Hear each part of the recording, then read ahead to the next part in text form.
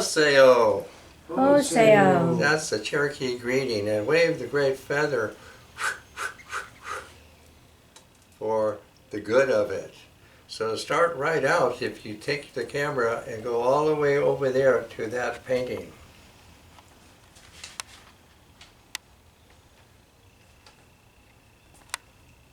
Nature is the controlling force in the universe. So who would ever think of killing all the animals?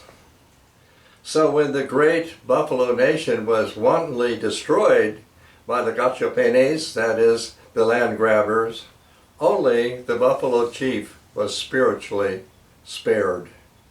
This massive destruction caused a huge imbalance in the world of nature and in every way, and thereby required the need of the first Hatali, the medicine man chanter, Denis, called Spirit Man, to create the chant way, known as Life Way, for the restoration of the balance by way of the Buffalo Chief, who now became the Buffalo who never dies.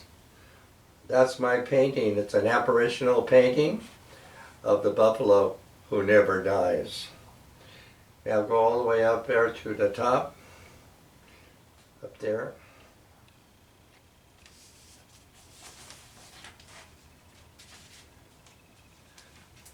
This is the illustration of my major theme today, and that is the buffalo calf. The birth of every buffalo calf on First Nations tribal land makes a cultural and spiritual victory that engenders hope for Native people. As each calf struggles to stand and walk, the hearts of Native Americans can celebrate our own survival and the dreams for future generations. For the First Nations, the buffalo are far more than a Western wildlife icon. The return and restoration of these woolly horned herds also means the recontinuation of our ancient traditions that had ensured our survival and now offer new opportunities in bringing the buffalo back into our lives, into our communities. We call it a healing of the past and creating a new future. The buffalo is so loved for its generosity.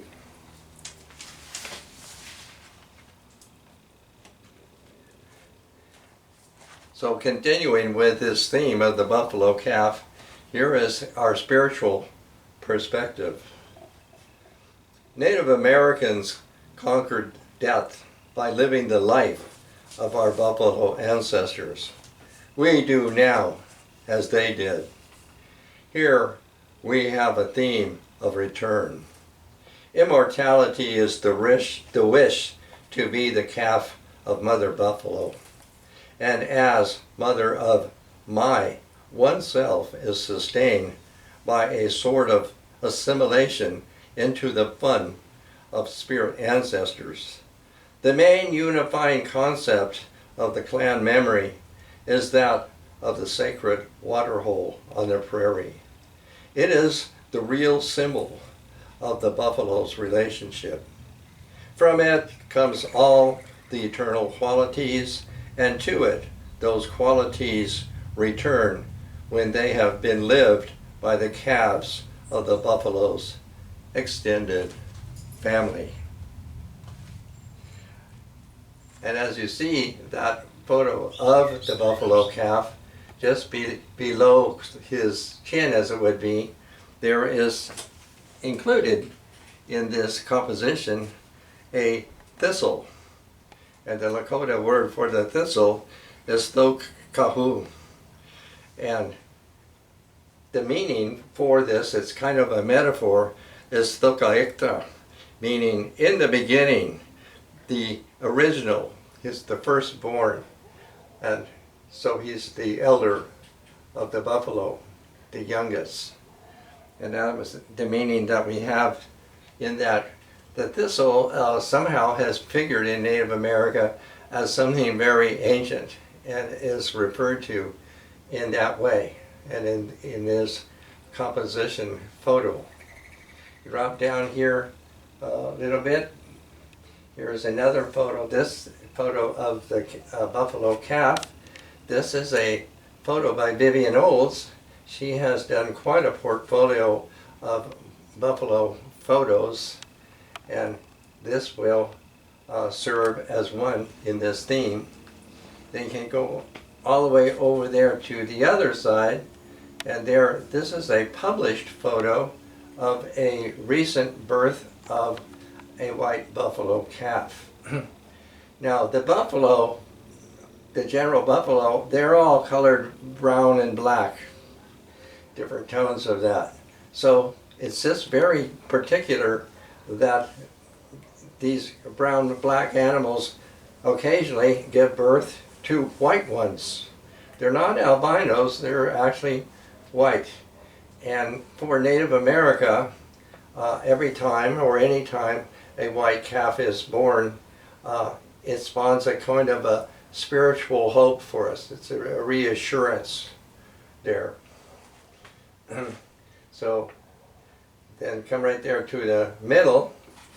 This is an ancient Lakota shield, a buffalo shield. Looks like it probably is depicting a person's vision. And you can drop down there and you see this brilliant piece here. This piece is from Canada. In the mid-60s, it was reported that somewhere up there in Canada, it was discovered a small herd of the old original buffalo, the buffalo before the destruction of the buffalo.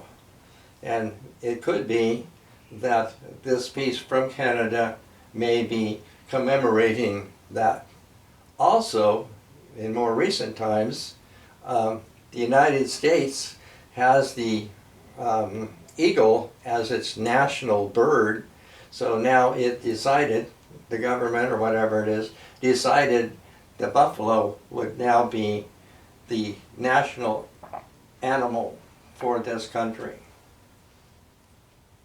Applause, applause.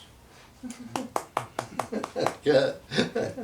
And then, right here we have a good model of a buffalo. He has a bracelet around him that Vivian has woven from buffalo fur. And this here in front of him, Vivian gave me this. This is actually a buffalo fur tanned hide here. And it's black. They vary color. You can see very dark brown or black in all of that. They come over here to this piece here. I presented this last week. What I'm illustrating is that I had a recent dream, and in this recent dream, the best part of it came at the last of the dream, that this buffalo was very tawny or blonde, kind of colored like this model here, came cozy up to the side of me, and she turned her head to show me her left horn had a fossil ammonite on it. Last week I had mispronounced that word, so I'm recorrecting it. And then the very next day, I was in the thrift store and I found a candlestick with this imprint of the fossil ammonite that looked very much like it looked on the buffalo's horn.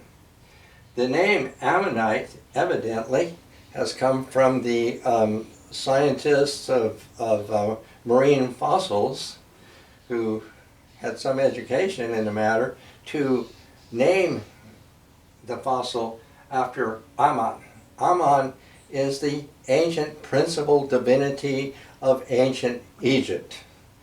And its symbol of Ammon was the ram's horn. So that's what it looks like.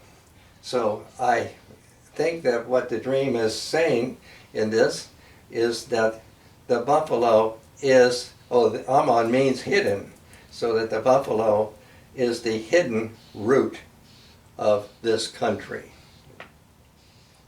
And you go right up here to this picture. For all that has been said, and movies and books and everything like that, it all say about how the Indians were dependent on the buffalo for their sustenance and all that. They never ever say the one thing is that the people love this buffalo. The people really love this buffalo. And here in this photo that Vivian found for me, I think is very touching here, that man with the buffalo in this way illustrates Native American consciousness is the empathetic creating consciousness. Empathy comes from a German word, Empfindung, meaning inner feeling. And the Lakota name is Wo Jantonaka, for compassion and empathy. And I'd really, really like to bring that out because the feelings, how horrible it must have been for people as the Gachopenis systematically destroyed these animals that were so loved and still loved by the people. And I think from that I can come up here to this drawing of mine. This is my self-portrait expressing my empathy in the buffalo spirit. I call it Pute Wopahaha, meaning the buffalo headdress.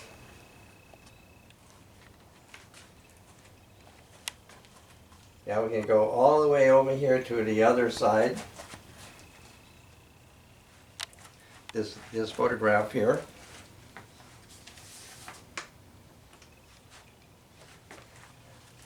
This photo is taken by a friend of ours up there in Nevada, Deb Sutherland. She's an outstanding elementary school teacher, and she also teaches guitar playing to her students. She's written some wonderful, challenging papers, and she lives out there where the wild horses are. And she took this photo up there in Wyoming and sent me this photo. So it's very outstanding.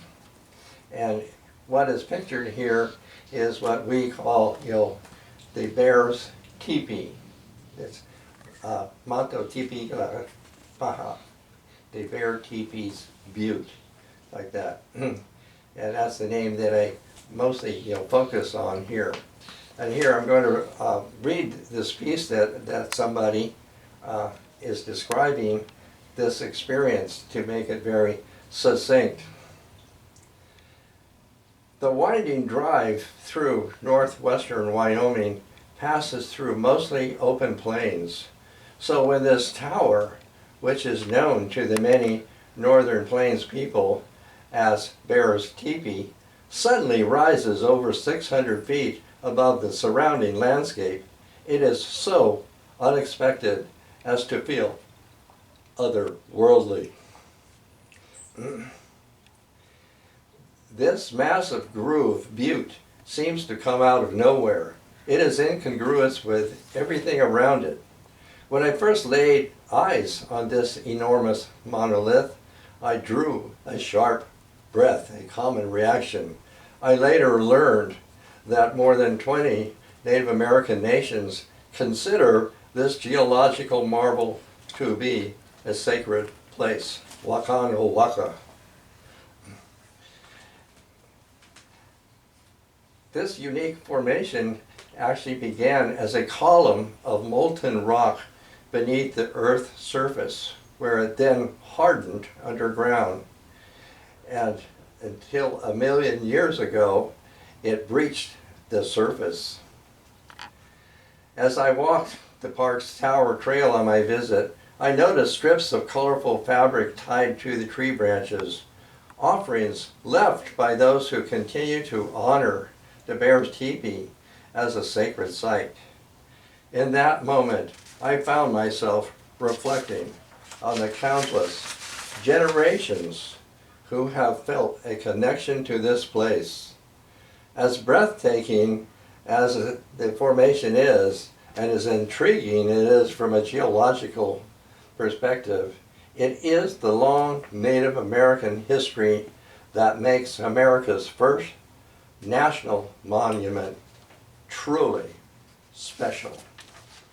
It's another applause.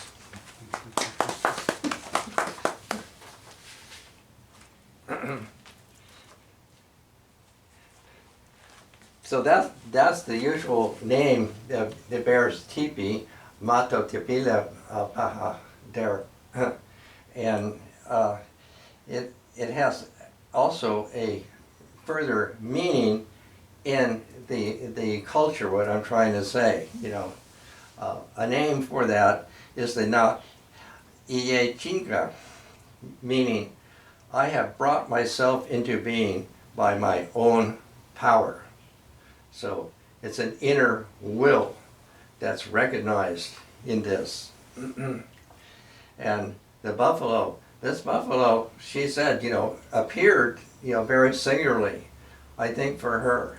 Debbie is a Native American, native California.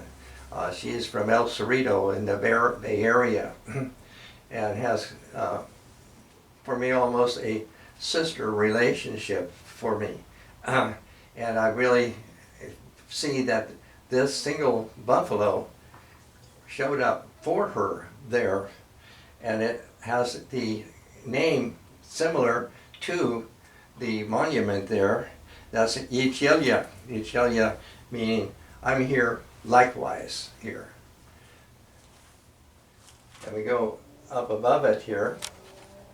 This is actually a photo. It's a very dramatic photo here, and it's a way to illustrate I think the colloquial Lakota name for this, and that's Petehe G, meaning the buffalo's brown horn.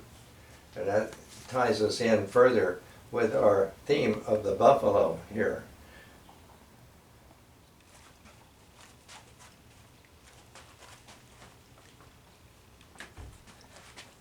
Now we can come over here.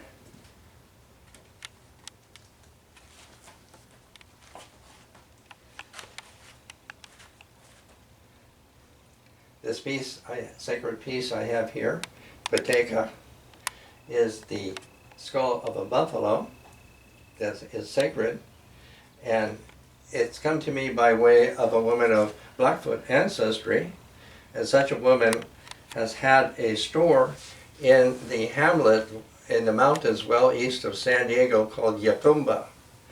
And here, down here, this is a photo of me in front of her store, and her store says the Weeping Buffalo with the buffalo skull up here. And this is where I first had the recognition of this sacred piece. We can guess that it's 60 years to 70 years old at least, because here, can you come up here to this photo? This is actually a photo that I've mounted of this buffalo skull. The photographer was Jerry Jacka, doing the photography for the magazine Arizona Highways, and the caption for this photograph was photographed in South Dakota and published in the magazine where I extracted this in 1968. So we definitely have a way to think how old this is, 60 or 70 years old at least, maybe older. So that's quite remarkable to see that. And the other pieces I have with it, I introduced before. This is a buffalo's tail, actually used as an aspergale to sprinkle water to make things special or sacred. And next to our buffalo's toes, so it's a rattlestick, but to illustrate that in the old days when they had real teepees, they could tie these toes to the flaps so that they would rattle when you open and close the flap of the teepee there. So again, go all the way down to the last one, down below there. This is my replication of an old Lakota shield. What it actually means is Kagya Kasapa, meaning this shield here is the symbol of the Black Hills. And below it, I introduced it before, there's a hand-carved wooden bowl. And it is this bowl that is used ceremonially for the meaning of the water hole on the prairie, Minisipala, and the bowl itself, you know, is Chanwish Shencha, like that, and that's what the bowl is here. And for the last thing, it's going to be me, so you can come around to me.